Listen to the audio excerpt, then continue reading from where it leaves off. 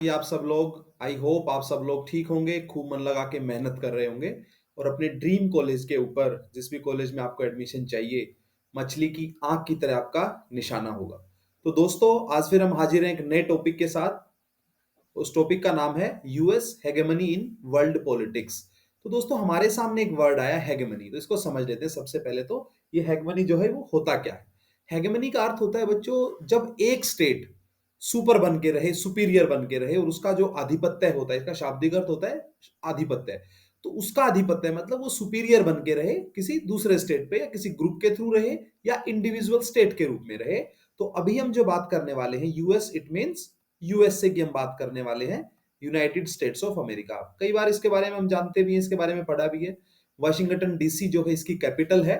और इसकी जो अभी इसके नए प्रेसिडेंट बने, उनका नाम डोनाल्ड ट्रंप है, जो कि पिछले टेन्योर में भी थे। अभी जो इनके करंट के प्रेसिडेंट की बात करें तो जो बाइडेन करके हैं। तो अभी हम बात करेंगे यूएस हेगेमनी इन वर्ल्ड पॉलिटिक्स, कि वर्ल्ड की पॉलिटिक्स में, विश्व की राजनीति में यूएस का आधिपत्य कैसे रहा। तो देखते हैं दोस्तों, सबसे पहले हमें देखना है beginning of the new world order. Last topic में हमने पढ़ा था डिसइंटीग्रेशन हो जाता है यूएसएसआर का, जिसको हम सोवियत यूनियन बोलते हैं, और कंट्री बन जाती है 15। एक सोवियत यूनियन से, यूएसएसआर से 15 कंट्री बन जाती हैं, जिसमें रशिया मेन कंट्री है। तो हम बात करते हैं कि भाई न्यू वर्ल्ड ऑर्डर क्या है, नई विश्व व्यवस्था क्या है। The US hegemony began in 1991 after the disintegration of USSR. और मैं आपको ऑलरेडी बता चुका हूं, जो यूएसएसआर था उसका क्या हो जाता है, विघटन हो जाता है, टुकड़ों में बट जाता है। और वो कितनी कंट्री बन जाती है, 15 कंट्री बन जाती है। इन सभी कंट्रीज के बारे में हमने पढ़ा भी था। जो मेन कंट्री है दोस्तों इसमें, वो है रशिया। और जो रशिया कंट्री है, इसके साथ वाली जितनी मिडिल एशिया की कंट्री हैं, तुर्कमेनिस्तान, ताजिकिस्तान, जॉर्जिया, बेलारूस, ठीक है, उज्बेकिस्तान, तो ऐसी करके कुल मिला के कोसोवो, ये 15 कंट्रीज बन जाती हैं जो कि यूएसएसआर से बनती। देखते हैं next point. In August 1990 Iraq invaded and took control of Kuwait. और आप लोगों को पता भी होगा भाई, इराक और जो कुवैत है, ये दोनों ही कहां पे, मिडिल ईस्ट में पड़ते हैं। दो एक अलग अलग कंट्री हैं। छोटी सी जानकारी के लिए बता दूं, इराक जो है उसकी कैपिटल का नाम बगदाद है, और कुवैत एक छोटा सा देश है, उसकी कैपिटल का नाम कुवैत सिटी है। तो क्या होता है कि अगस्त 1990 में इराक हमला कर देता है और कंट्रोल ले लेता है किसके ऊपर, कुवैत के ऊपर। After failed diplomatic efforts to stop Iraq, the United Nations authorize military action to free Kuwait. अब क्या होता है भाई, कुछ डिप्लोमेटिक एफर्ट्स लगाए जाते हैं, कुछ कूटनीतिक प्रयास किए जाते हैं, जिससे क्या कि इराक को रोका जाए। बट इराक नहीं मानता है। मतलब क्या है, कुछ भाई यूनाइटेड नेशंस क्या करता है, कुछ डिप्लोमेटिक कुछ एफर्ट्स डालता है कि भाई मान जाओ आप, ऐसे ही मतलब बातचीत से उनको मनाने की कोशिश करते हैं, बट वो नहीं मानते हैं। तो यूनाइटेड स्टेट्स क्या करता है, United States authorize military action to free Kuwait. Kuwait को स्वतंत्र कराने के लिए, फ्री कराने के लिए क्या करवा दे, ऑथोराइज कर देता है कि भाई इसके ऊपर मिलिट्री एक्शन लिया जा सकता है। US president George H W Bush called a sign of new world order. और भाई इसको क्या बोलते हैं, जो उस टाइम के यूएस के प्रेसिडेंट थे, जिनका नाम था जॉर्ज एच डब्ल्यू बुश, वो इसको क्या बोलते हैं, ए न्यू वर्ल्ड ऑर्डर, एक नई विश्व व्यवस्था, कि भाई जो वर्ल्ड है वो कैसे चलेगा, किस ऑर्डर में चलेगा। तो इसी को कहा जाता है ए न्यू वर्ल्ड ऑर्डर। कुछ और पॉइंट्स देखते हैं। A massive coalition force of 6,60,000 troops from 34 countries fought against Iraq and defeated it in what came to be known as the First Gulf War। आपको ध्यान से देखना है भाई, क्या होता है, एक मैसिव कोएलिशन, एक बड़ा कोएलिशन बनता है भाई, जिसमें 6,60,000 ट्रूप्स, मतलब इतने सारे सोल्जर्स होते हैं। और इसमें ऑलमोस्ट 75% या 80% भी कह सकते हैं, मतलब ऑलमोस्ट 75%, मतलब तीन हिस्से कह सकते हैं कि जो 6,60,000 सोल्जर्स थे, उनमें से कहां से आते थे, यूएस से आते थे। तो सिंपल सी बात है यार, जिसके ट्रूप्स ज्यादा होंगे, जिसका नंबर ऑफ ट्रूप्स ज्यादा होगा, तो वो डेफिनेटली मजबूत होगा। और यूएस टेक्नोलॉजी में या सोल्जर्स के मामले में हमेशा से ही मजबूत रहा है। तो देखते हैं कि क्या होता है कि भाई, जब डिप्लोमेटिक एफर्ट्स के बाद इराक कुवैत को फ्री नहीं करता है और नहीं मानता है, तो क्या होता है भाई, यूएन ऑथराइज करता है कि इनके खिलाफ एक मिलिट्री एक्शन लिया जाए। और उस मिलिट्री एक्शन में एक बहुत बड़ा कोएलिशन था, मतलब एक बहुत बड़ा समूह था, 6,60,000 सोल्जर्स का, और जो कि 34 कंट्रीज से आता है। अब आपको समझना क्या है इसमें, 34 देशों से आता है। अकेले यूएस के उसमें 75% सोल्जर्स थे, ठीक है, लगभग 2.25 लाख। और भाई जो बाकी के जो बच गए, ठीक है, बाकी के जो 25% बचते हैं, लगभग 2.25 लाख जो बचते हैं, सॉरी, जो 2 लाख 2.25 लाख के अराउंड सोल्जर्स बचते हैं, वो आते हैं इन रिमेनिंग 33 कंट्रीज में से। एक यूएस हो गया और 33 कंट्रीज में से आते हैं सिर्फ 25%। तो भाई वो क्या करता है, हरा के इराक को, और इस युद्ध को जाना जाता है फर्स्ट गल्फ वार, पहला खाड़ी युद्ध भी कहते हैं इसको। ठीक है, अगर कोई बच्चा हिंदी मीडियम का है तो वो भी ध्यान रखेगा, पहला खाड़ी युद्ध। तो भाई यूएन के ऑथराइजेशन के बाद क्या करता है, यूएस और उसके जो कोएलिशन से बनी एक आर्मी थी, मिलिट्री थी, वो क्या करती है, इराक को हरा देती है। The UN operation called operation desert storm, और इसका नाम क्या रखा जाता है, ये बहुत इंपॉर्टेंट टर्म है बच्चों, ये आपको देखनी है और इसको ध्यान रखना है। इस ऑपरेशन को क्या बोला जाता है, यूएन के इस ऑपरेशन को बोला जाता है operation desert storm. was mostly led by the US and American General Norman Schwarzkopf commanding the UN coalition. अब इसको कमांड कौन करता है, वहां का एक अमेरिकन जनरल करता है, ठीक है। और मैंने आपको बताया था कि इसमें 75% of troops were from the US, 75% troops कहां से थे, यूएस से थे। नेक्स्ट पॉइंट देखते हैं, the first gulf war showed the huge technological advantage the US military had over other countries. और भाई जो बड़ा टेक्नोलॉजिकल एडवांटेज था यूएस मिलिट्री के पास, इससे क्या दिखता है कि भाई जो यूएस है, क्या दिखाता है यूएस की, उसके पास क्या है भाई, टेक्नोलॉजिकल एडवांटेज है, वो दूसरी कंट्रीज के कंपैरिजन में या दूसरी कंट्रीज के ऊपर बहुत बहुत ज्यादा है। देखते हैं नेक्स्ट पॉइंट भाई, हमें जो देखना है, अब हमें देखना है द क्लिंटन ईयर्स। ये भी बहुत इंपॉर्टेंट है, क्लिंटन जो है वो रहे हैं यूएस के प्रेसिडेंट। तो despite winning the first gulf war, George H W Bush lost the 1992 US presidential election to Bill Clinton from the Democratic Party। और भाई डेमोक्रेटिक पार्टी के बिल क्लिंटन से हार जाते हैं कौन भाई, जॉर्ज एच डब्ल्यू बुश, 1992 का इलेक्शन। अब बच्चों थोड़ी सी मैं आपको बात बताता हूं एक यूएस के प्रेसिडेंशियल इलेक्शन के बारे में। जैसे हमारे इधर इंडिया की अगर हम बात करें तो हमारे यहाँ प्रेसिडेंट चुना जाता है 5 साल के लिए, इलेक्ट होता है 5 साल के लिए। लेकिन यूएस में क्या है, यूएस में वो इलेक्शन होता है 4 साल के लिए। तो आपको क्या ध्यान रखना है, अगर इंडिया के प्रेसिडेंट की बात की जाएगी तो उसका टेन्योर क्या रहता है दोस्तों, 5 इयर्स। अगर हम बात करें यूएसए के प्रेसिडेंट की तो वो जो टेन्योर हो जाएगा वो कितना होता है, 4 इयर्स। तो अब क्या होता है 1992 के प्रेसिडेंशियल इलेक्शंस में, जॉर्ज एच डब्ल्यू बुश हार जाते हैं किससे भाई, बिल क्लिंटन से। नेक्स्ट देखते हैं, और वहां पे मेनली दो ही पार्टी है, एक डेमोक्रेटिक पार्टी है, एक रिपब्लिकन पार्टी है। अब आपके लिए एक छोटा सा क्वेश्चन है कि भाई जो डोनाल्ड ट्रंप हैं, जो रिसेंटली अभी प्रेसिडेंट बने हैं यूएसए के, वो कौन सी पार्टी के हैं, ये आप चेक करोगे। और जो अभी निवर्तमान उनके प्रेसिडेंट हैं, जो अभी पिछले प्रेसिडेंट है जिनका नाम जो बाइडेन है, वो कौन सी पार्टी के हैं, ये भाई बच्चों आप लोग चेक करेंगे, देखेंगे भाई, और इसको ध्यान भी रखेंगे। क्लिंटन वाज री इलेक्टेड इन 1996। और भाई जो क्लिंटन था वो क्या करता है भाई, 1996 में फिर से चुन लिया जाता है, मतलब प्रेसिडेंट का इलेक्शन फिर से जीत जाता है। एंड सर्व फॉर 8 इयर्स, और 8 साल के लिए वो सेवा करता है, मतलब सर्व करता है। He focused more on domestic issues than foreign policy. और देखो भाई क्या होता है, किसी भी प्रेसिडेंट का, किसी भी गवर्नमेंट का एक एम होता है, एक ऑब्जेक्टिव होता है।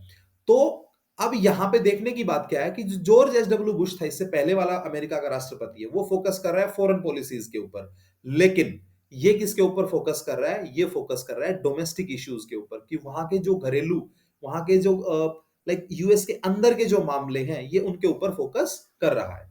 और देखो इसके पीछे भी कुछ रीजन होते हैं दोस्तों। वो रीजन क्या होते हैं कि भाई वहां पे यूएसएसआर के साथ उसकी खींचातान चल रही थी पहले उस दौर में, 1991 से पहले दोनों के बीच में क्या चल रही थी, कौन अव्वल है, कौन सुपर है, कौन सुपीरियर है, इस बात को लेके खींचातान चल रही थी। लेकिन वो एक बड़ी सफलता हासिल कर लेता है यूएस, और क्या करता है, डिसइंटीग्रेशन करवा देता है यूएसएसआर का। बच्चों साफ साफ सीधा सीधा साथ यूएस का ही था सोवियत यूनियन के डिसइंटीग्रेशन में, इसमें कोई डाउट नहीं है। क्योंकि भाई अपने दुश्मन को आप कमजोर कर दो, बांट दो टुकड़ों में, डिवाइड एंड रूल कर लो। तो उन्होंने क्या किया, उनको बांट दिया। और भाई अगर कहा जाता है ना कि आपने बचपन में कहानी भी सुनी होगी, किसान के 4 बेटे थे, चारों बेटे आपस में लड़ते झगड़ते रहते थे, तो किसान उनको बुला के और एक एक लकड़ी लेके आने को कहता है कि एक एक लकड़ी लेके आओ, और बोलता है कि इसको तोड़ के दिखाओ। तो चारों बेटे क्या करते हैं, अपने उनके हाथ में जो जो लकड़ी थी उसको तोड़ देते हैं। लेकिन वही किसान फिर कहता है कि इन चारों लकड़ियों को जोड़ के फिर तोड़ के दिखाओ। तो कोई भी बेटा उस लकड़ी को तोड़ने में सफल नहीं हो पाता है। तो तो यहाँ से हमें एक मोरल मिलती थी, और वो शिक्षा क्या थी कि अगर हम यूनाइटेड रहेंगे, अगर हम जुड़ के रहेंगे, तो सिंपल सी बात है, हम स्ट्रांग रहेंगे। तो ऐसे ही बच्चों, आपको भी अपने दिल और दिमाग को जोड़ के पढ़ाई पे फोकस करना है। ठीक है, कुछ दिन के लिए इंस्टाग्राम, सोशल मीडिया वगैरह का यूज कम से कम करो। करो तो फिर स्टडी के काम के लिए करो भी। ठीक है, आप थोड़ा सा लेजर टाइम में कुछ यूज कर सकते हैं, मैं बिल्कुल मना नहीं कर रहा हूं। आपको भी यूनाइटेड रखना है अपने दिल को, अपने दिमाग को, अपनी बॉडी को। ठीक है, ये यूनाइटेड रहेगा, कोऑर्डिनेशन में रहेगा, तो आप इस एग्जाम में एक्सिल कर सकते हैं, अच्छे लेवल पे जा सकते हैं और अपना मनपसंद कॉलेज में एडमिशन पा सकते हैं। चलो वापस से लौटते हैं भाई। तो 1996 में अब जो क्लिंटन था वो दोबारा से फिर से चुन लिया जाता है भाई।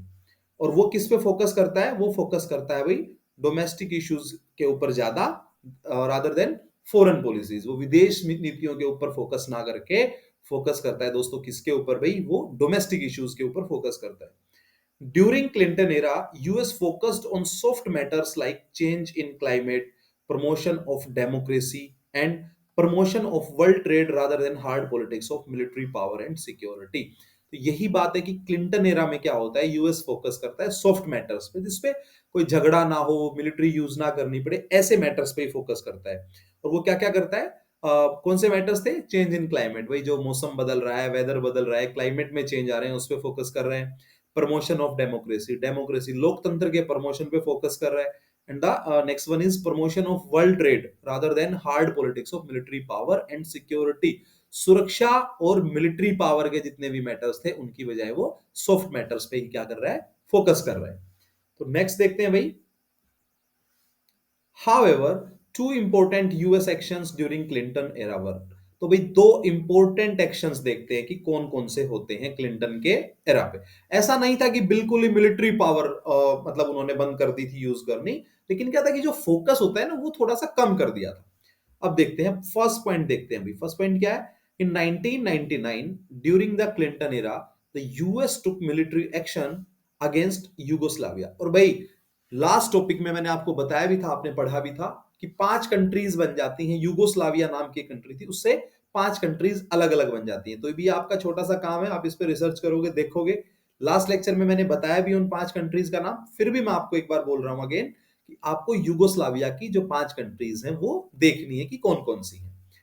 तो भाई क्या होता है? US took military election against Yugoslavia. Yugoslavia के ऊपर यूएस क्या करता है? एक मिलिट्री एक्शन लेता है।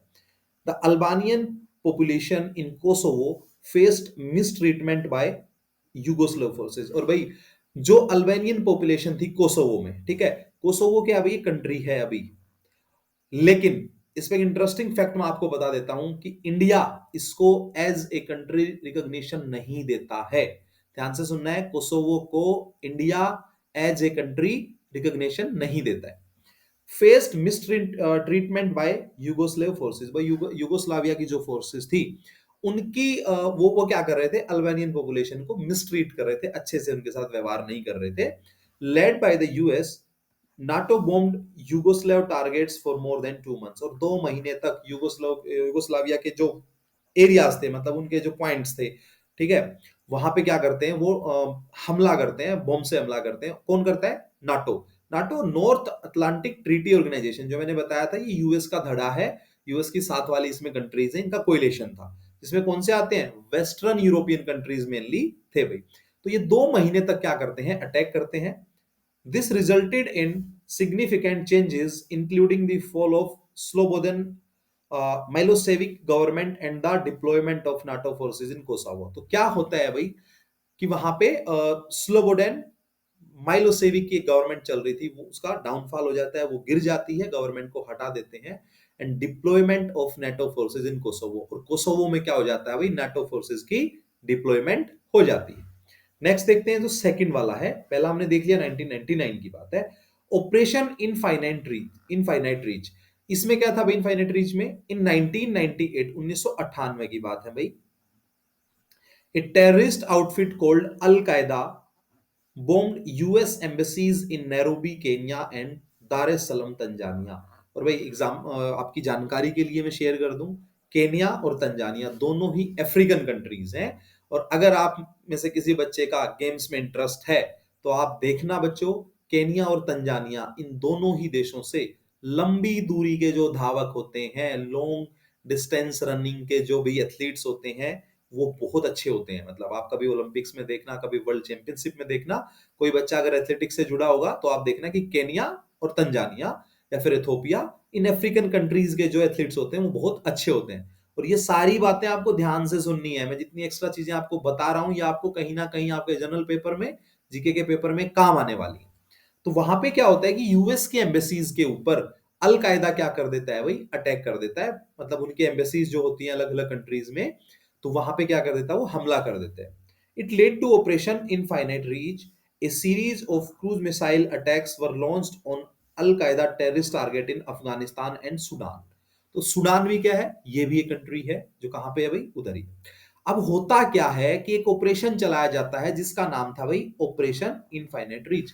और इसके अंदर क्या किया जाता है, क्रूज मिसाइल से हमले किए जाते हैं। ठीक है, क्या किए जाते हैं, क्रूज मिसाइल से हमले किए जाते हैं अल कायदा उनके जो ठिकाने थे, ठीक है, जहां पे वो टेररिस्ट आउटफिट होते हैं उनके ऊपर अटैक किए जाते हैं। और वो कहां कहां पे किए जाते हैं, वो किए जाते हैं अफगानिस्तान में और सूडान में। It even hit certain civilian areas. और भाई देखो ऐसा होता है कि जब आप हमला करते हो तो सिंपल सी बात है कि सिविलियन भी हताहत होते हैं, वो भी अफेक्ट होते हैं। तो इन्हीं हमलों में क्या हुआ कि सिविलियन एरियाज पे भी कुछ अटैक हो गया।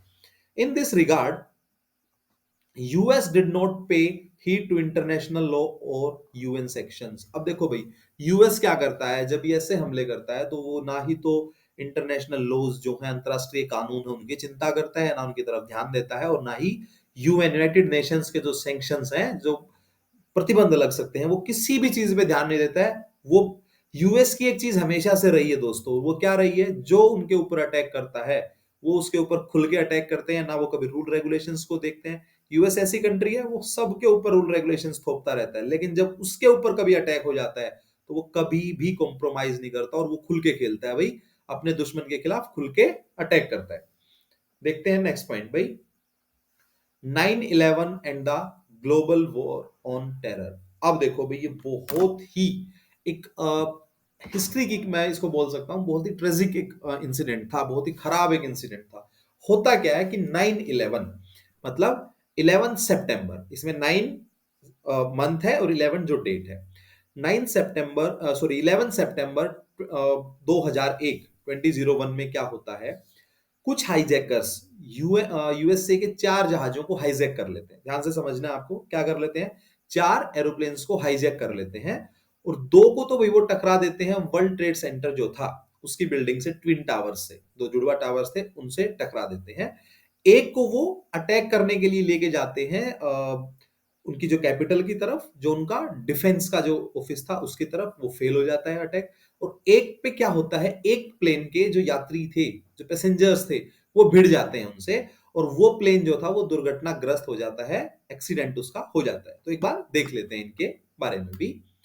On 11 September 2001, hijackers from Arab countries hijacked 4 commercial planes shortly after takeoff and dashed in some important US buildings। और क्या करते हैं भाई, 11 सितंबर 2001 को कुछ हाईजैकर्स थे जो कि अरब कंट्रीज से थे, और वो हाईजैकर्स क्या करते हैं, 4 कमर्शियल प्लेन्स को हाईजैक कर लेते हैं, और टेक ऑफ होने के बाद ही, ठीक है, बहुत कम टाइम के बाद ही क्या कर लेते हैं, उनको हाईजैक कर लेते हैं और यूएस की कुछ इंपॉर्टेंट बिल्डिंग्स में उनसे उनको टकरा देते हैं। 2 aeroplanes crashed into the north and south towers of the World Trade Center और विश्व व्यापार सेंटर, विश्व व्यापार केंद्र के जो नॉर्थ और साउथ टावर्स थे न्यूयॉर्क में, ठीक है, कहां पे, न्यूयॉर्क में, उनसे टकरा देते हैं। A third plane hit the Pentagon in Arlington Virginia which is the headquarter of the US defence department. And the fourth plane, जो चौथा प्लेन था, likely headed for the US capitol, crashed in a field in Pennsylvania. और भाई देखो क्या होता है, मैंने आपको बताया चौथा प्लेन जो था उसके पैसेंजर्स भिड़ जाते हैं उन हाईजैकर्स के साथ ही, और फिर क्या होता है, वो मतलब डिसबैलेंस होके और वो क्रैश कर जाता है कहां पे भाई, खाली एक मैदानी एरिया में, ग्रामीण एरिया में, कहां पे, पेंसिल्वेनिया में। And the attacks nearly killed 3000 people. और भाई इस अटैक में 3000 लोग मारे जाते हैं, 8000 के लगभग लोग इसमें घायल होते हैं। चलो देखते हैं नेक्स्ट भाई, अब देखते हैं यूएस एक्शन क्या लेता है।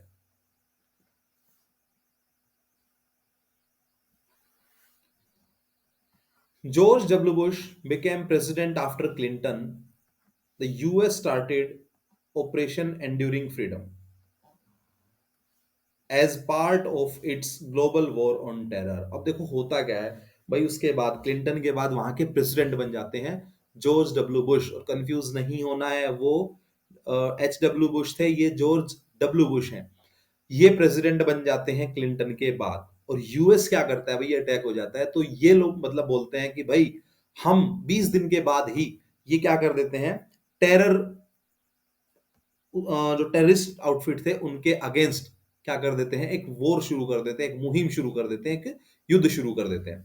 और ये क्या था भाई, operation enduring freedom as part of its global war on terror. वैश्विक युद्ध था जो भी आतंकवाद के खिलाफ, उसके उसका एक पार्ट था ये।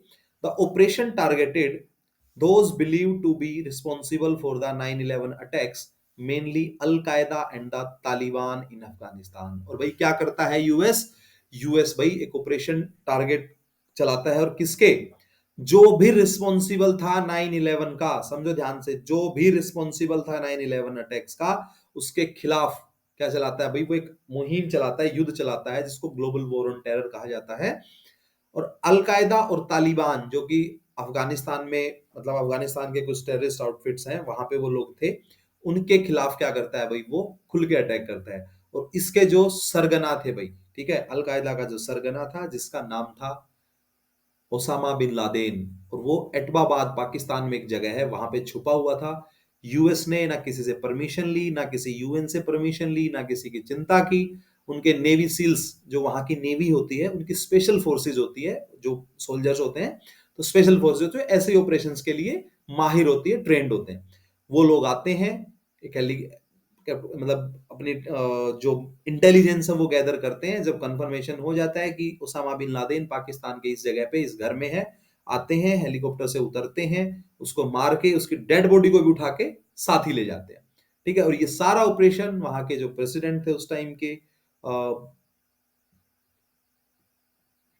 वो, और भाई वहां के जो सीआईए, वहां की जो इंटेलिजेंस यूनिट है वो, ठीक है, बराक ओबामा प्रेसिडेंट थे उस टाइम पे, तो वो सब इस ऑपरेशन को लाइव देख रहे थे। तो यूएस की मैंने बताया था, यूएस के खिलाफ जो अटैक करता है यूएस उनको कभी माफ नहीं करता, कभी किसी सैंक्शन की चिंता नहीं करता। ठीक है, चलो देखते हैं भाई। तो क्या होता है भाई, 9/11 अटैक का बदला लेने के लिए यूएस जो भी रिस्पॉन्सिबल था उसके अगेंस्ट क्या करता है, वो चला देता है।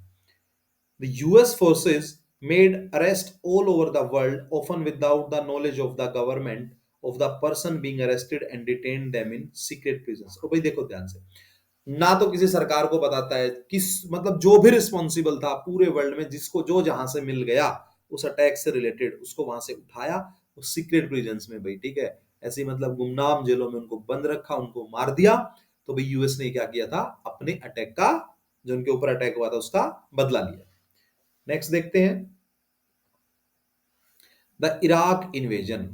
ये बड़ा इंपॉर्टेंट है भाई। इराक का हमने फर्स्ट गल्फ वॉर पढ़ा था, जब इराक क्या कर लेता है, कुवैत पे कब्जा कर लेता है। अब इसको देखेंगे ध्यान से। अब हम बात करेंगे 2003 की। In 2003 US proposed to launch an invasion against Iraq. US क्या प्रपोज करता है, एक इन्वेजन, एक हमला, ठीक है, एक अभियान, किसके अगेंस्ट भाई, इराक के अगेंस्ट।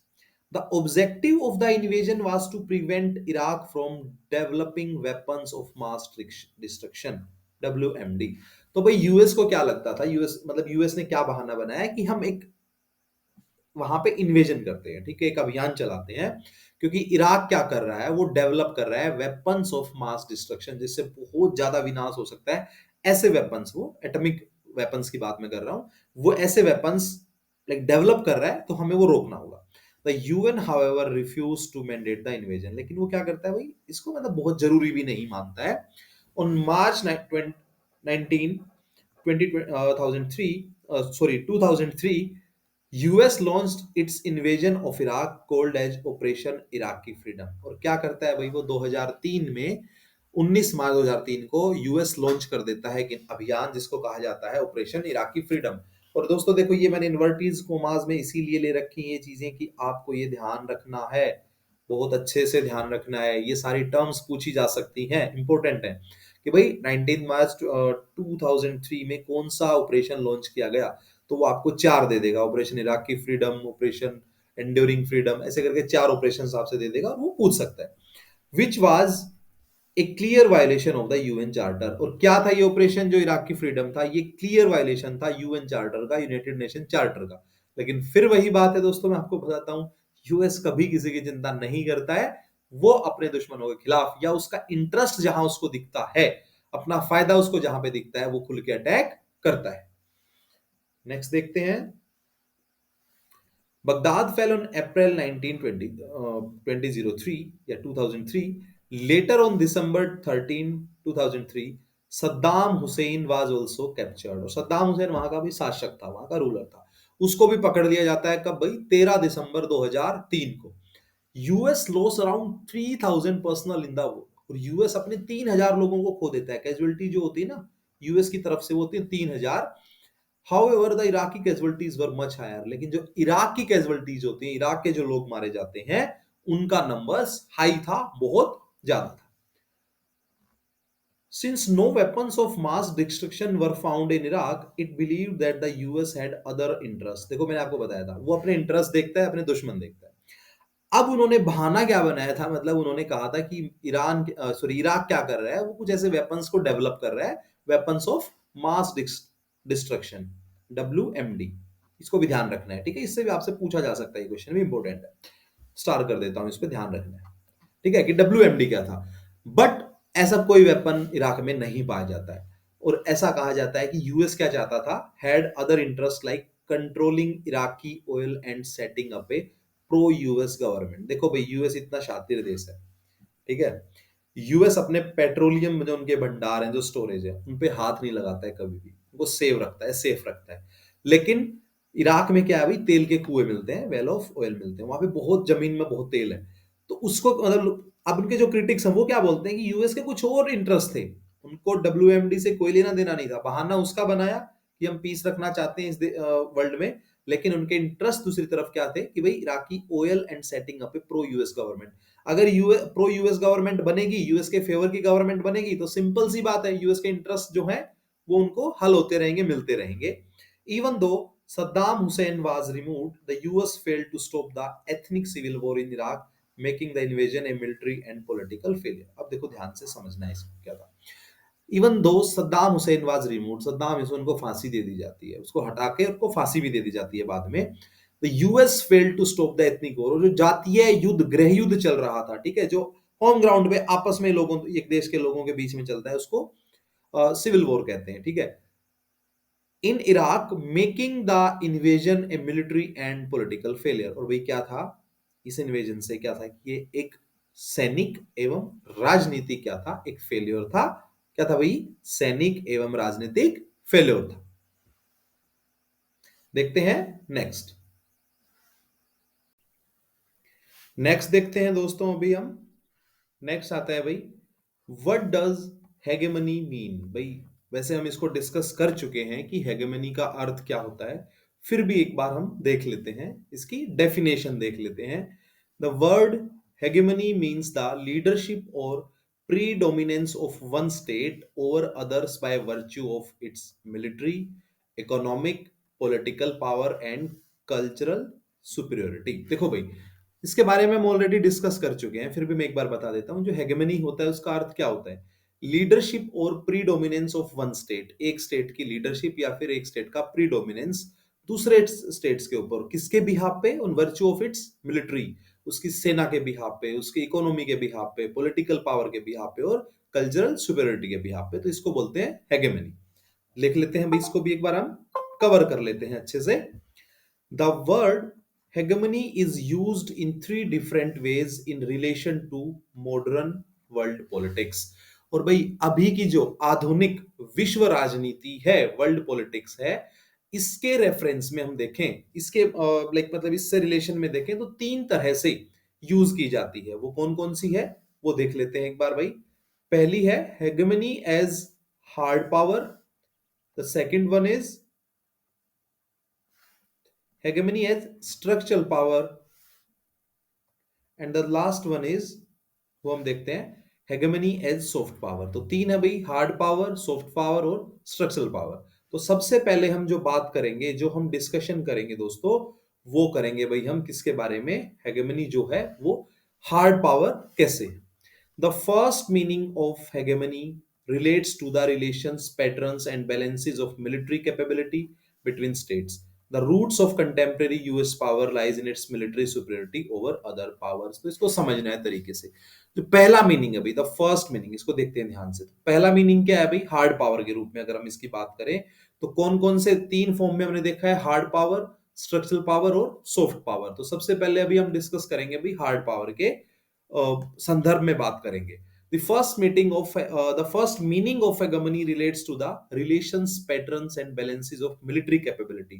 तो भाई जो संबंध है, जो रिलेशंस हैं, जो पैटर्न है और जो बैलेंस है, उसका जो बैलेंस है किसका भी, बैलेंस भी किसका, मिलिट्री कैपेबिलिटी का, जो उसकी सैन्य दक्षता है बिटवीन स्टेट्स, जो स्टेट्स के बीच में उसकी जो मिलिट्री कैपेबिलिटी है उसकी। The roots of contemporary US power lies in its military superiority over other powers. और भाई जो यूएस की पावर है वो किसमें है ज्यादा, वो भाई मिलिट्री पावर ही यूएस की बहुत ज्यादा है इकोनॉमी पावर भी, लेकिन वो क्या है, जो roots of contemporary US power, जो यूएस की पावर की जो रूट्स है, जड़ों की अगर बात की जाए तो वो क्या है, military superiority over other powers, दूसरी पावर से क्या है भाई इसकी मिलिट्री सुपीरियरिटी है। मतलब today the US has complete and relative military dominance. तो क्या भाई सिंपल सी बात है, सबसे मजबूत है यूएस, इसमें कोई डाउट नहीं है। कोई चाइना, कोई रशिया, कोई कुछ भी कहे, लेकिन क्या है, US has complete and relative military dominance, उसका मिलिट्री डोमिनेंस है। In absolute terms, the US can reach any point of Earth with its powerful weapons, targeting accurately and in real time. समझो इसको भाई, दूसरे शब्दों में अगर कहें, पहला तो क्या है कि आज के समय क्या है भाई, US has complete and relative military dominance, तो उसका मिलिट्री डोमिनेंस क्लियर है, रिलेटिव। इन एब्सोल्यूट टर्म्स, अगर दूसरे शब्दों में कहा जाए, एग्जैक्ट वर्ड्स में कहा जाए, तो यूएस अर्थ के किसी भी हिस्से पे पहुंच सकता है अपने वेपन्स की वजह से, अपने वेपन्स के बिहाफ पे, और भाई किसी भी टारगेट को वो क्या कर सकता है, अचीव कर सकता है रियल टाइम में।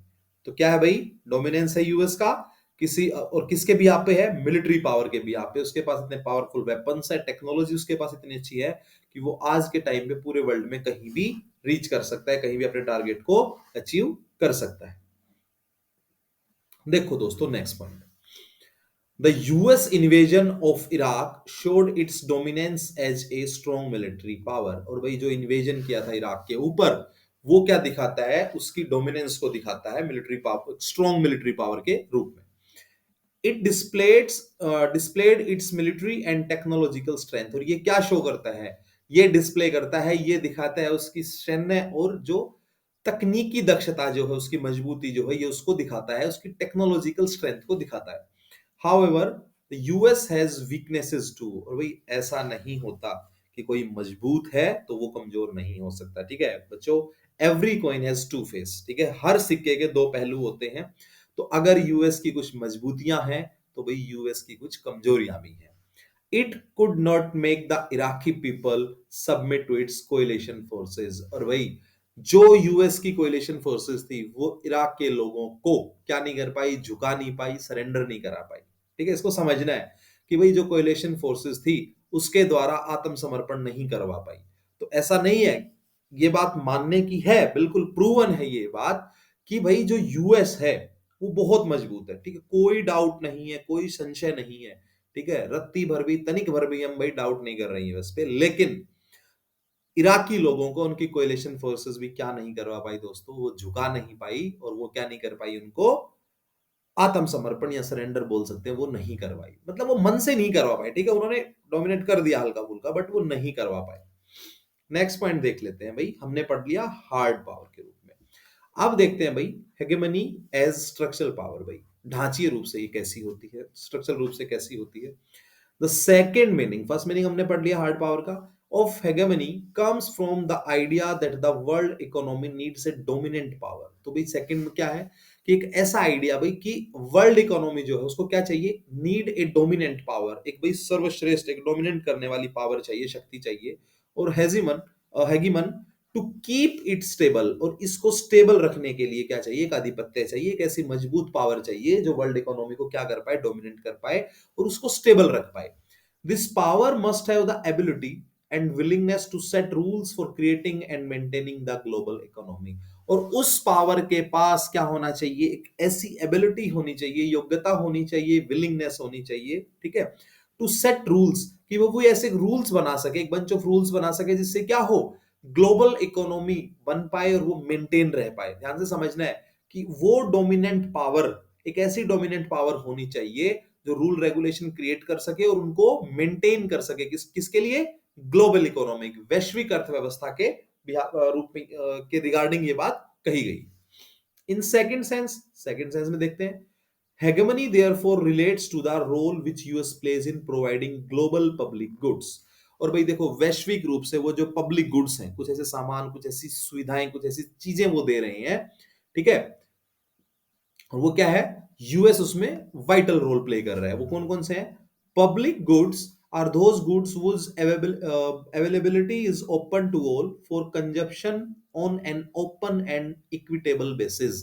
तो भाई क्या है उनका? जो जिनका कंजप्शन किस पे हो? खुला हो सबके लिए और इक्विटेबल बेसिस पे हो। Roads and fresh air are examples of such goods. और भाई जो रोड्स हैं और जो शुद्ध हवा है, साफ हवा है, पोल्यूशन फ्री हवा जो है, वो क्या है? इन ऐसे गुड्स के क्या है भाई? वो एग्जांपल है, ठीक है। तो क्या है? सिंपल सी बात है भाई कि यूएस का रोल क्या है? यूएस प्रोवाइड कर रहा है ग्लोबल पब्लिक गुड्स के मैटर में, अगर हम बात की जाए। और वो गुड्स कौन से हैं? जैसे रोड्स की हमने बात कर ली, या फिर वही फ्रेश एयर जो है, वो ऐसी चीजें हैं जो जिसमें यूएस क्या कर रहा है? प्रोवाइड कर रहा है अपना वाइटल रोल, इंपॉर्टेंट रोल। चलो नेक्स्ट देख लेते हैं भाई।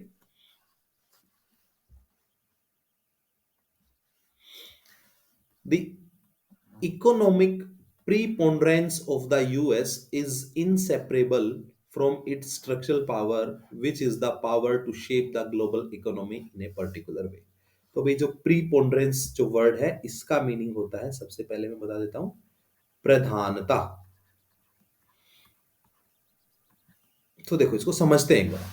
The economic preponderance of the US is inseparable from its structural power. तो इसकी जो स्ट्रक्चरल पावर है उससे इसकी इकोनॉमिक प्रधानता जो है, आर्थिक प्रधानता है, उसको क्या नहीं कर सकते हैं? इनसेपरेबल फॉर्म में, ठीक है, इनसेपरेबल है ये, इसको हम अलग नहीं कर सकते हैं।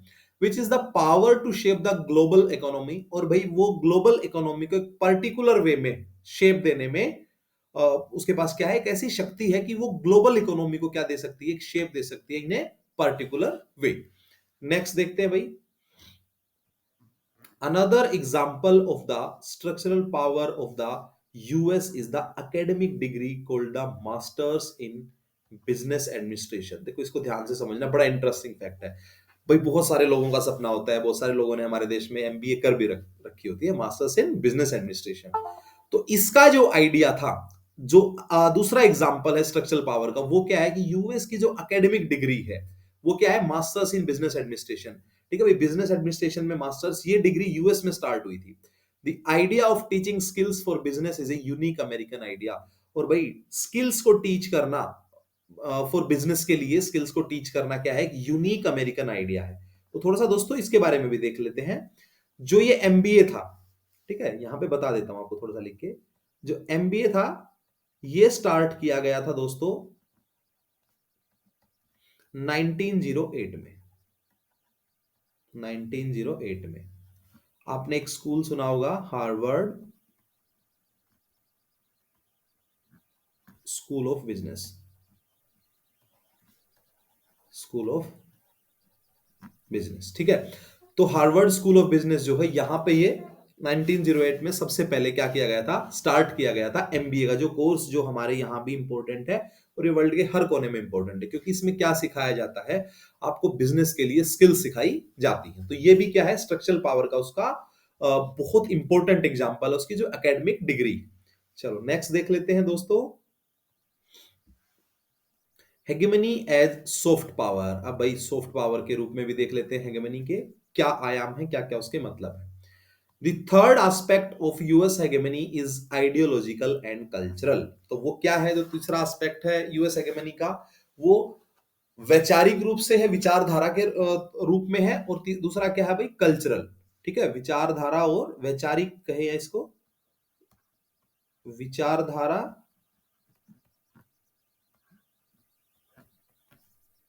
एवं सांस्कृतिक,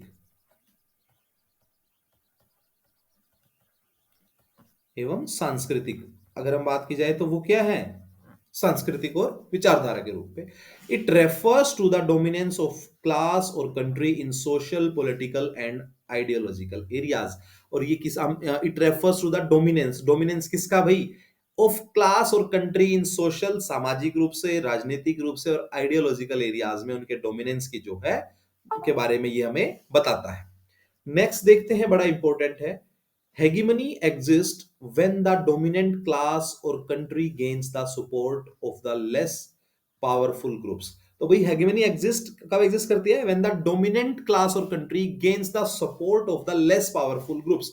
जब भाई वो क्या कर लेता है, गेन कर लेता है सपोर्ट किसका भाई, लेस पावरफुल ग्रुप्स का, convincing them to view the world in a way that benefits the dominant group. और भाई देखो, वो ऐसे व्यू से वर्ल्ड को दिखाते हैं, ठीक है, कन्विंसिंग देम, उनको कन्विंस कर लेते हैं, टू व्यू द वर्ल्ड, की संसार को ऐसे नजरिए से देखें, that benefits the dominant group, dominant group का क्या हो, benefit. US culture is the most seductive and dominant on the earth at the moment. और भाई अभी क्या है, यूएस का जो कल्चर है, वहां की जो संस्कृति है वो क्या है, बड़ी ही मोहक है, बड़ी ही सुंदर है, ब्यूटीफुल है। ठीक है, तो हमें सॉफ्ट पावर में क्या क्या चीजें देखनी है, सॉफ्ट पावर में क्या क्या इंपॉर्टेंट है भाई, पहला तो वो सांस्कृतिक और विचारधारा के रूप में देखते हैं। ठीक है, और ये क्या दिखाता है कि उनका डोमिनेंस है भाई, चाहे वो सोशल, सामाजिक रूप में हो, राजनीतिक पॉलिटिकल रूप में हो, या फिर विचारधारिक एरियाज में। दूसरा भाई हेगेमनी क्या करता है, वो एक ऐसे क्लास और कंट्री को support, when the dominant class और country gain the support of the less powerful, जो कम पावरफुल ग्रुप्स हैं उनका जब वो सपोर्ट ले लेते हैं, convincing them to view the world in a way, और वे उनको कन्विंस कर लेते हैं कि वो वर्ल्ड को एक ऐसे नजरिए से देखें, ठीक है, जिसमें बेनिफिट किसका हो, डोमिनेंट ग्रुप। यूएस कल्चर क्या है, ये भी भाई सबसे मोहक, मनमोहक और सुंदर, ब्यूटीफुल, डोमिनेंट है कल्चर अभी जो यूएस का कल्चर है। तो नेक्स्ट देखते हैं भाई, थोड़ा सा और पढ़ लेते हैं दोस्तों। ऐसा नहीं है कि भाई बाधाएं नहीं है, यूएस के लिए भी बाधाएं भी बहुत ज्यादा हैं, समस्याएं भी हैं, बैरियर्स भी हैं, तो उन बैरियर्स के बारे में भी हमें यहाँ पे देखना है। कॉन्स्ट्रेंट्स ऑन अमेरिकन पावर, जो अमेरिकी शक्ति है उसके ऊपर जो बाधाएं हैं उनको भी हमें एक बार देख लेना है अच्छे से। The first constraint is the structure of the US government. तो पहली बाधा तो वो क्या है भाई, यूएस गवर्नमेंट का जो स्ट्रक्चर है, वहां की सरकार की जो संरचना है, वही यहाँ पे क्या है, बाधा है। The division of power between the three branches limits the executive branch from using military power without checks. इसको समझो भाई क्या है। सबसे पहली बाधा क्या है, फर्स्ट कॉन्स्टेंट क्या है, जो पहली बाधा है दोस्तों वो है कि वहां की जो पावर है, स्ट्रक्चर है यूएस गवर्नमेंट का, तीन पार्ट होते हैं, जुडिशरी, लेजिस्लेचर और एग्जीक्यूटिव। तो वो एग्जीक्यूटिव ब्रांच को विदाउट एनी चेक्स के मिलिट्री पावर यूज करने से क्या करता है, लिमिटेड उनको मिलिट्री पावर, मतलब लिमिट करता है, उनको रोक लगाता है, एक तरीके से अंकुश लगाता है थोड़ा सा, कि भाई विदाउट एनी चेक्स आप क्या नहीं कर सकते हैं, कोई भी मिलिट्री पावर यूज नहीं कर सकते। अब हम बात करेंगे सेकंड कॉन्स्टेंट की भाई, जो दूसरी बाधा है, comes from within the itself. American society is open and there is strong skepticism about the government's actions and goals। तो भाई यूएस का जो कल्चर है वो बहुत ही ओपन है, ठीक है, बहुत ही ओपन कल्चर है। तो वहां पे क्या है कि जो देयर इज ए स्ट्रॉन्ग स्पेक्टिज्म, स्पेक्टिज्म होता है कि संशयवाद जिसको बोलते हैं, संशय करते हैं वो लोग, थोड़ा संदेह करते हैं, ठीक है, वो अपनी बात रख देते हैं कि भाई गवर्नमेंट के एक्शंस क्या है, गवर्नमेंट के गोल्स क्या है। तो वहां का जो ओपन कल्चर होने का बेनिफिट रेस्ट ऑफ वर्ल्ड के लिए है, यूएस के लिए नहीं है। यूएस के लिए तो बाधा है वो चीज, ठीक है, कई चीजों, कई मायनों में बाधा है, हर मायने में नहीं कह सकते, बट वो क्या है कि उन लोगों के अंदर का जो संशयवाद है, वो गवर्नमेंट के एक्शंस क्या है, उनका लक्ष्य क्या है, इसके ऊपर वो थोड़ा सा अंकुश लगा के रख लेते हैं। नेक्स्ट पॉइंट देखते हैं, थर्ड वन में, द थर्ड कॉन्स्टेंट, तीसरी बाधा is NATO, North Atlantic Treaty Organization. ये भी एक बड़ी बाधा है, which is the only international organization that could potentially limit the use of American power. और ये एक ऐसा इंटरनेशनल ऑर्गेनाइजेशन है जो यूएस की पावर्स को क्या कर देता है दोस्तों, लिमिटेड कर देता है। पिछले चैप्टर में हमने नाटो के बारे में खूब पढ़ा था, फिर भी मैं थोड़ा सा आपको अभी भी एक बार नाटो के बारे में बता देता हूं, देख लेते हैं भाई। चलो देख लेते हैं, थोड़ा सा नाटो के बारे में पढ़ लेते हैं, इंपॉर्टेंट है ये नाटो। देखो भाई, इसकी फुल फॉर्म आप सबको पता है, नॉर्थ अटलांटिक ट्रीटी ऑर्गेनाइजेशन। इसकी फाउंडेशन भी आपको पता है कब रखी गई थी। आज मैं आपको बताऊंगा इसके हेडक्वार्टर के बारे में, ठीक है। हेडक्वार्टर थोड़ा सा शॉर्ट टर्म्स में लिख लेते हैं, ज्यादा टाइम ना लगाते हुए। इसका जो हेडक्वार्टर है दोस्तों, वो है भाई ब्रुसेल्स में, ब्रुसेल्स। और अभी मैं आपको बोलता हूं, ये आपको कैपिटल्स बहुत जरूरी है देखनी, ठीक है, कई बार पूछी भी जाती है और इंपॉर्टेंट भी होती हैं। तो ये जो ब्रुसेल्स है, ये एक यूरोपियन कंट्री है, बेल्जियम, ठीक है। बेल्जियम की एक कैपिटल है, और ब्रुसेल्स में क्या है भाई, नाटो का हेडक्वार्टर है। लेकिन इन्होंने क्या कर रखा है, एक अपना मिलिट्री हेडक्वार्टर भी बना रखा है भाई, मिलिट्री हेडक्वार्टर भी है इनका। वो जो मिलिट्री हेडक्वार्टर है वो बेल्जियम में ही है। बेल्जियम में एक जगह है मोन्स करके, MONS, मोन्स। तो वहां पे इनका क्या है, मिलिट्री हेडक्वार्टर। ध्यान से देखना, इन चीजों को समझना है भाई, ठीक है। देखो ध्यान से बिल्कुल इसको चीजें समझना है, जो मिलिट्री हेडक्वार्टर। और कई बार ये क्वेश्चन भी आ सकता है, बहुत पॉसिबिलिटी रहते हैं ऐसे क्वेश्चंस की। वो सिंपल सी आपको ट्रिक दे देगा और आप इसमें उलझ जाते हो। नॉर्मली बच्चे क्या देख लेते हैं कि भाई ब्रुसेल्स में नाटो का हेडक्वार्टर है, लेकिन उनका जो मिलिट्री हेडक्वार्टर है वो कहां पे है भाई, मोन्स करके एक जगह है, और ये मोन्स भी जो है ये बेल्जियम में ही है। अगर हम बात करें नोटो की, नेटो की मिलिट्री पावर की बात कर रहे हैं, ठीक है। तो थोड़ा सा और एक दो फैक्ट देख लेते हैं। जो नेटो है ना, उसमें अभी 3.5 मिलियन सोल्जर्स हैं, सोल्जर्स हैं एंड पर्सनल, मतलब सब जितने भी लोग मिलके अगर बात की जाए, तो वो है वहां पे दोस्तों अभी 3.5 मिलियन। अगर हम बात करें कि भाई वो टोटल वर्ल्ड, जहां जहां भी नाटो का प्रभाव है, तो वो टोटल एरिया कितना है। तो दोस्तों अगर उस एरिया की बात की जाए, इसको समझना कि जहां जहां नाटो का प्रभाव है, वो नाटो कवर करते हैं जिन जिन कंट्रीज में, उस एरिया की बात की जाए, तो ये है दोस्तों 25.07 मिलियन स्क्वेयर किलोमीटर। कितना, ध्यान से देखो, 25.07 मिलियन स्क्वेयर किलोमीटर। नाटो इतना बड़ा ऑर्गेनाइजेशन है कि ये कवर करता है भाई 25 मिलियन स्क्वेयर किलोमीटर के एरिया को। अब क्वेश्चन आ सकता है आपके माइंड में कि सर पॉपुलेशन कितनी है इस एरिया में, जितनी भी कंट्रीज रहती हैं। 12 कंट्रीज के साथ स्टार्ट हुआ था दोस्तों, ध्यान रखना है। अगर बात की जाए पॉपुलेशन की, तो पॉपुलेशन है इन देशों की जहां जहां पे नेटो है, वो है 973 मिलियन। ध्यान रखना है भाई, 973 मिलियन पॉपुलेशन कवर करता है अभी नेटो। अब हम देख लेते हैं कि टोटल स्ट्रेंथ जो है नेटो की वो कितनी है दोस्तों। टोटल स्ट्रेंथ है 3.5 मिलियन। अब सबसे ज्यादा जो स्ट्रेंथ है, आपको पता भी होगा, जो मैक्सिमम है, फर्स्ट रैंक पे है, वो किसकी है भाई, वो है, बताओ जल्दी से। देखो, वो है यूएसए की। अगर हम बात की जाए यूएसए की, तो यूएसए के लगभग लगभग 13,28,000 सोल्जर्स हैं दोस्तों। कितने हैं, रैंक एक पे है USA, 13,28,000 soldiers out of 35 lakh soldiers में से। सेकंड नंबर पे अगर हम बात की जाए, सेकंड नंबर पे अगर हम बात करें, तो वो है भाई, देख लेते हैं भाई, इसके बाद आता है तुर्की का नंबर, तुर्की, जिसको तुर्की करके भी बोलते हैं। चलो इनकी कैपिटल्स के ऊपर भी बात कर लेते हैं। यूएस की कैपिटल है वॉशिंगटन डीसी। तुर्की की जो वो है, इसमें सैनिकों की संख्या है, वो है 3,55,000। अंकारा इसकी कैपिटल है दोस्तों। इसकी कैपिटल का जो नाम है, वो है भाई अंकारा। तुर्की की कैपिटल का नाम है अंकारा, और इस्तांबुल इसकी एक मेजर सिटी है। थर्ड अगर बात की जाए तुर्की के बाद, तो वो बात आती है भाई फिर उसके बाद फ्रांस। पेरिस इसकी कैपिटल है। फ्रांस की जो लगभग जो सोल्जर्स हैं, वो है दोस्तों 2 लाख, या इसको 200K भी बोल सकते हैं। पेरिस इसकी कैपिटल है। फोर्थ पे अगर बात की जाए, अभी हम 5 कंट्रीज की बात करेंगे, ज्यादा की नहीं करेंगे, तो वो है यूनाइटेड किंगडम, यूनाइटेड किंगडम, ठीक है, यूनाइटेड किंगडम। इसकी जो है वो 184 है, लंदन इसकी कैपिटल है दोस्तों। 184 के इसके सोल्जर्स हैं। लास्ट अगर हम फिफ्थ कंट्री की बात कर लेते हैं, देख लेते हैं उसको भी, बड़ी इंपॉर्टेंट रहेगी फिफ्थ कंट्री भी भाई। देखो, फिफ्थ कंट्री जो है जिसकी पॉपुलेशन है वो है जर्मनी।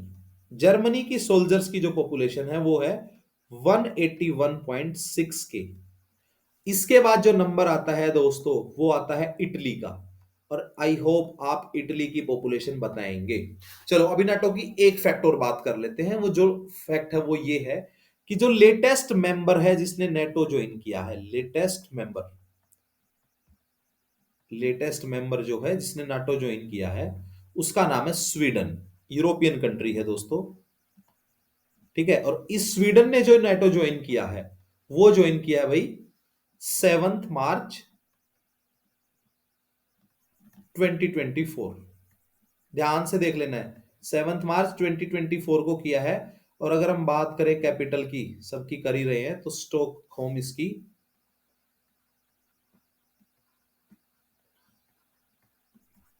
स्टॉकहोम इसकी कैपिटल है। और एक इंटरेस्टिंग फैक्ट और बता दिया जाता है बच्चों आपको, इसी साथ ध्यान रखना है, जो नोबेल पुरस्कार दिए जाते हैं, नोबेल पुरस्कार, वो स्टॉकहोम की कैपिटल ना सॉरी स्वीडन की कैपिटल स्टॉकहोम से दिए जाते हैं। और इकोनॉमिक्स 6 कैटेगरी में दिए जाते हैं ना, तो इको का दिया जाता है ओस्लो।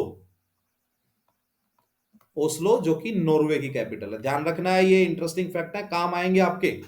चलो नेक्स्ट देख लेते हैं भैया, बातें हैं again back to our topic.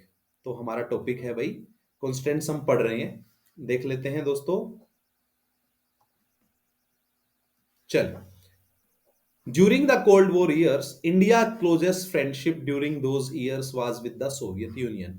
तो भी जो कोल्ड वॉर का टाइम था 1945 से लेके 1991 तक का, जब 1991 में क्या हुआ था, डिसइंटीग्रेशन ऑफ सोवियत यूनियन, तो उस टाइम तक भारत जो था वो किसके साथ था, क्लोजेस्ट फ्रेंडशिप थी हमारी सोवियत यूनियन के साथ। जैसे 1971 के इंडो पाक वॉर में हमारी हेल्प की थी सोवियत यूनियन ने, पाकिस्तान का फेवर कर रहा था यूएस से, ठीक है, सिंपल सिंपल सी बात है, इसको समझना है। हमारे कुछ बड़े बड़े प्लांट्स हैं, ठीक है, जैसे भिलाई एक प्लांट है, स्टील प्लांट है, वो यूएस सोवियत यूनियन की हेल्प से लगाया। तो कुछ ऐसे प्लांट्स में इन्होंने हमारी हेल्प की, बड़े बड़े स्टील प्लांट्स लगाने में हमारी हेल्प की। प्लस सोवियत यूनियन ने एक टाइम रुपीज को बेस बना के अपने साथ, हमारे साथ, इंडिया के साथ क्या किया था, व्यापार किया था। चलो नेक्स्ट देख लेते हैं भाई। Over time India choose to open up its economy and connect with the global market. This decision along with India strongest economic growth in recent years has made the country an appealing economic partner for many nations including the US। और भाई 1991 में हमारे यहां भी क्या आता है, LPG, ठीक है। अभी हमारे जो नरेंद्र मोदी जी से पहले प्रधानमंत्री थे, जिनका अभी अभी क्या हुआ भाई, देहांत हुआ है, जिनकी डेथ हुई है, doctor Manmohan Singh. He was finance minister of India at the time in 1991। और वो एक पॉलिसी लेके आते हैं एलपीजी, ठीक है, थोड़ा सा शॉर्ट में आपको बता रहा हूं। तो उसके बाद इंडिया ने क्या किया, अपनी इकोनॉमी को ओपन किया सबके लिए, ठीक है। और भाई ग्लोबल मार्केट के साथ क्या किया, कनेक्ट किया। This decision along with India strongest economic growth, और जो ये हमारी इकोनॉमिक ग्रोथ दिखती है रिसेंट ईयर्स में ही दिखती है। और उसके बाद हमने भी यूएस के साथ भी और अलग अलग कंट्रीज के साथ भी क्या किया भाई, इकोनॉमिक हमारे पार्टनरशिप रही है, जिसमें यूएस भी है। The two new factors emerged in Indo US relations in recent years, ठीक है। और वो दो फैक्टर्स जो इंडो यूएस रिलेशंस में, वो कौन से हैं, टेक्नोलॉजिकल डायमेंशन, ठीक है, and the second one is the role of the Indian American diaspora. Diaspora मतलब दोस्तों जो इंडियन लोग यूएस में रह रहे हैं उनका रोल। और first one is technological dimension. Next देखते हैं भाई। There are three different strategies to decide what kind of relationship India should have with US। तो तीन डिफरेंट स्ट्रेटजीज हैं जो डिसाइड करती हैं कि इंडिया का रिलेशनशिप कैसा होना चाहिए और कैसा रिलेशनशिप इंडिया का है भाई, उनको देख लेते हैं एक बार।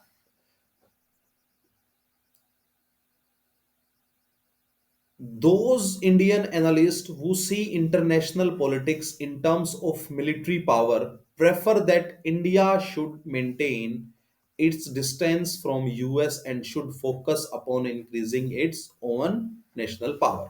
तो भाई कुछ लोग हैं जो कुछ ऐसे विश्लेषक हैं, एनालिस्ट हैं, जो क्या देखते हैं, वो see international politics in terms of military power, जो मिलिट्री पावर की नजर से देखते हैं। तो वो प्रेफर करते हैं India should maintain its distance from US, कि भाई दूरी बना के रखें यूएस से। क्या बना के रखें? दूरी बना के रखें। And should focus upon increasing its own national power, और अपनी राष्ट्रीय पावर को, अपनी शक्ति को बढ़ाने पे फोकस करें। The second one is, जो दूसरे एनालिस्ट हैं, दूसरे काइंड के एनालिस्ट हैं, विश्लेषक हैं, sees the growing convergence of interest between US and India as a historic opportunity for India। और दूसरे जो हैं भाई, वो क्या देखते हैं? Growing convergence of interest between US and India, Bharat और यूएसए के बीच जो भाई ग्रोविंग कन्वर्जेंस है इंटरेस्ट का, वो क्या है? हिस्टोरिक अपॉर्चुनिटी है इंडिया के लिए। वो क्या मानते हैं कि ऐतिहासिक मौका है और इसको हमें भुनाना चाहिए। And the third one is, तीसरा ग्रुप जो है भाई विश्लेषकों का, वो क्या कहता है दोस्तों? Third one group of analyst advocate that India should take the lead in establishing the coalition of countries from developing world. कि भाई यूएस तो डेवलप्ड कंट्री है, कि डेवलपिंग जो कंट्रीज हैं उनके साथ इंडिया को क्या करना चाहिए? कोएलिशन बनाना चाहिए, ग्रुप बनाना चाहिए। ठीक है, तो पहले क्या मानते हैं, जो मिलिट्री पावर के रूप में देखते हैं, यूएस से दूर रहो, गैप बना के रखो और अपना फोकस करो अपनी नेशनल पावर बढ़ाने में। सेकंड क्या मानते हैं कि जो एक कन्वर्जेंस हुआ है इंटरेस्ट का यूएस और भारत के बीच में, ये क्या है? हिस्टोरिक अपॉर्चुनिटी है, एक ऐतिहासिक मौका है, अवसर है। थर्ड वन क्या, जो थर्ड वन है, थर्ड काइंड के जो भाई विश्लेषक हैं, वो क्या बोलते हैं? वो एडवोकेट करते हैं, वकालत करते हैं कि इंडिया को लीड करना चाहिए एक ऐसा कोएलिशन बनाने में। किनका कोएलिशन?